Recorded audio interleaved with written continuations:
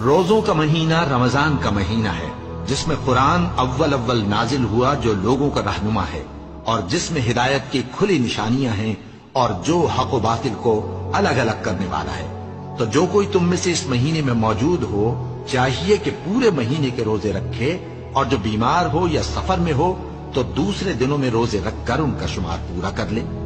اللہ تمہارے حق میں آسانی چاہتا ہے اور سختی نہیں چاہتا، اور یہ آسانی کا حکم اس لیے دیا گیا ہے کہ تم روزوں کا شمار پورا کر لو، اور اس احسان کے بدلے کہ اللہ نے تم کو ہدایت بخشی ہے تم اس کو بزرگی سے یاد کرو اور اس کا شکر کرو۔